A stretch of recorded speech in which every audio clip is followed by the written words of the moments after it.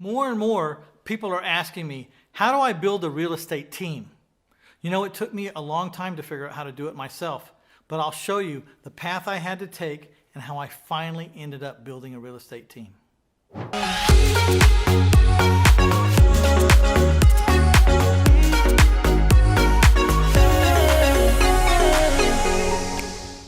You know, most of the people who started out in the real estate investing business, me included, started out as a one-man show. We were the acquisitions guy and the sales guy and the fundraiser and the payment collector and the payment payer, and we were everything. You know, whenever the phone rang, we changed the hat, we did whatever it was. We were completely reactionary. It's a wonder we ever got anything done, and it's certainly a wonder why we didn't have a heart attack after 7, 8, 9, 10, 11 years of living like that. I tried many times to create a team, and all those times I failed. At least 4 times I failed. One day, I was so burnt out after about 15 years in the business, I decided I was going to put the whole business up in a box and just live off my forever investments that I had bought over that 15-year period.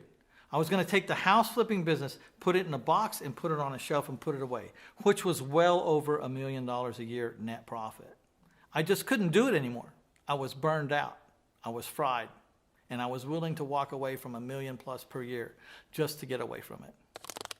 The problem is, I couldn't make myself walk away from it. Not because I wasn't sick and tired, but because over $1 million a year worth of profit was a lot of money.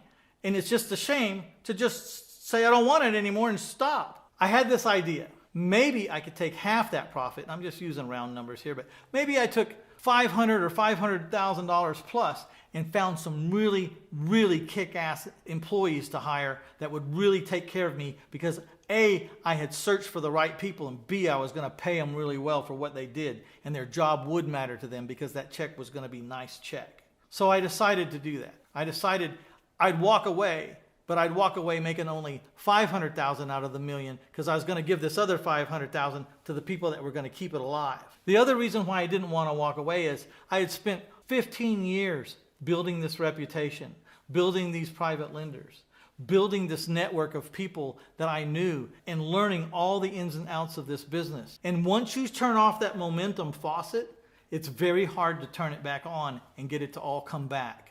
And I knew that instinctively, that once I turned it off, I would probably never come back. Because I didn't care anymore, because I was burned out, because I was just about to walk away from the business, I did something that I had never done before in the previous 4 or 5 times I tried to build a team. What I did was I didn't care about buying a house while I did this.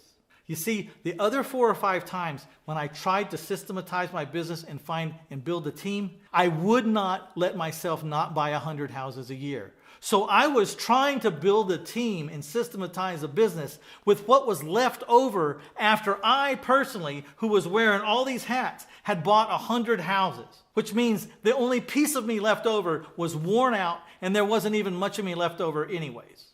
So that's why I failed. When I decided to do it the last time, I decided I was not going to worry about buying any houses. I didn't care if I bought 1 house that year. For God's sake, I was about to quit anyway, so who cares?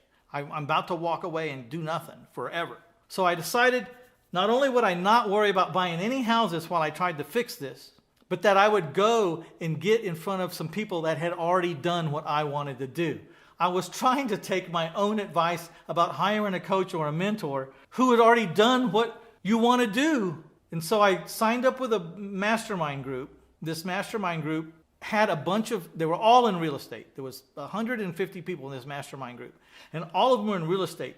And upon being accepted and upon some research myself, I started finding out that there were people in other states, in other cities away from me, not in competing markets, but away from me, that were doing exactly what I wanted to accomplish, which was learn how to set up a business that would buy and sell houses without me having to be there. There were people in that room that I was getting ready to go visit that were already doing it. There was like 7 of them. And they were doing it in even a grander scale than I was doing it. So I decided to pay get this, $25,000 for my chair. Not my airline ticket or my room or the food or the parties at the end of the night. And believe me, when these guys get together, they don't have $20 McDonald's hamburger meals. I mean, when you go out with these guys, it's $500. I don't care where you go. So I pack up and I go there.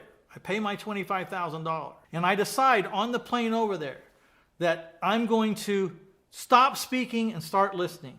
I'm going to let them unwind me and rewind me. I'm going to drink the Kool-Aid. As long as it makes any kind of sense at all, I'm going to do what these people that have already done what I want to do, I'm going to do what they tell me to do. And I'm not going to argue with them. And I need to find a way for me to bring that back to my town, to my office, and replicate what they had done. And so I went, because I was in a room with people that had already done what I wanted to do. And because I wasn't in a competing market competing against them, they might have been in Atlanta and I was in San Antonio. The other guy might have been in Miami and I'm not buying houses in Miami. I'm no threat to him. And there was another guy over in Arizona, and I'm not a threat to him either because I don't buy houses in Arizona. So when they sat down to talk to me, there was no threat. So they would open up their books. They would say what they paid. They have this chair and this chair and this chair and this chair and this chair. And at this desk we do this, and at this desk they do that, and at this desk they do this. And then what happens is this is how they get paid. This one doesn't get paid unless this happens. Now this one gets a salary, but it's not a lot. But now over here, this person gets paid big, but they only get paid when this happens. And so if this happens, you have the money to pay them. So slowly I started looking at all these businesses and the way they were set up. Now every one of them was a little bit different, and every one of them had a little bit different attitude or style. And then I started taking from each one of those examples, and I formed how I was going to do my office. And today I can tell you, I have not seen the last 400 houses I've bought, and I have not seen the last 400 people that bought my houses, nor have I met them. I finally learned, and here's the kicker. I thought that $1 million profit, I was going to have to give 500,000 of it away, and only in order to systematize all this and to get it to run without me, I was going to have to give up half my profit. Guess what? I make more money than I ever did. I make more profit than I did before I got these people, even though these people cost money. Why is that? I can tell you exactly. And I've heard it before, and you've probably heard it before, but I'm going to tell you I lived it, and now I believe it. Because there's a difference in hearing something and then living it. I live this, and now I understand because I lived it. The reason why I make more than I ever did was when I was a one-man show and I was wearing all those different hats, they might not have been a good house salesman as me, but because I had so many other things to do, they were better than me. They might not have been able to find houses as good as me, but because that's all they did all day long was look for houses, they would find more houses and better houses than me. Because all they did was collections, they collected more money than I ever thought of. Not because they were better at collections than me, because one-on-one, if I sat down to do collections just with them and me, and I didn't have anything else to do, I'd clean their clock. But I couldn't be just that. I had to be everything. And so I was not really any good at anything. And so when these people got together and I started hiring these right people, they were all doing a much better job at the one task that they had to do. And that resulted in much more sales, much more acquisitions, better collections. Everything got streamlined. Waste and time of jobs and time days on the market, everything started dropping. And my costs started dropping. And most of the people in my organization only get paid when I get paid. And they get paid out of the bucket that I'm getting paid out of.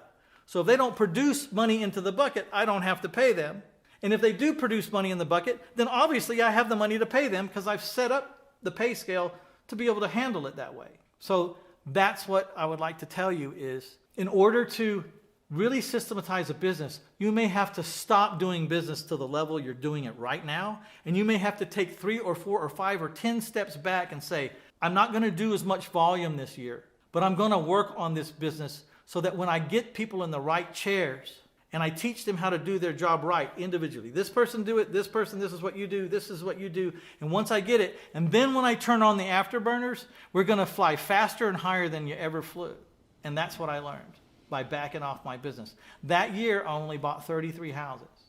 I had hardly ever bought less than 100 houses a year because I gave myself permission not to buy 100 houses. And I told myself the priority was to work on my infrastructure. That's when it happened. As an amateur investor, wouldn't it be nice to be able to talk to a bunch of pros at least once a week about exactly what's going on in your life? Even as a seasoned investor, wouldn't it be nice to be able to get on a call with some people that were right in the middle of the game that you play and we could start bouncing ideas off of each other? Well, every Tuesday night at 7 o'clock Central Standard Time, we have a Q&A call. And we sign up by the year. and maybe there's between 15 to 60 people on that call on any given Tuesday night. But on that Tuesday night, we solve problems and everyone chimes in. If you've got an issue, you just press *2. We pick you up and we start having a conversation about what's going on in your life and how can we improve. So listen to that call and see if it's for you. All right, if this kind of information has been helpful, please hit that like button, subscribe, because there's a lot of upcoming episodes that I know you're going to love. And also hit that share button if you will. We'll see you on the next episode.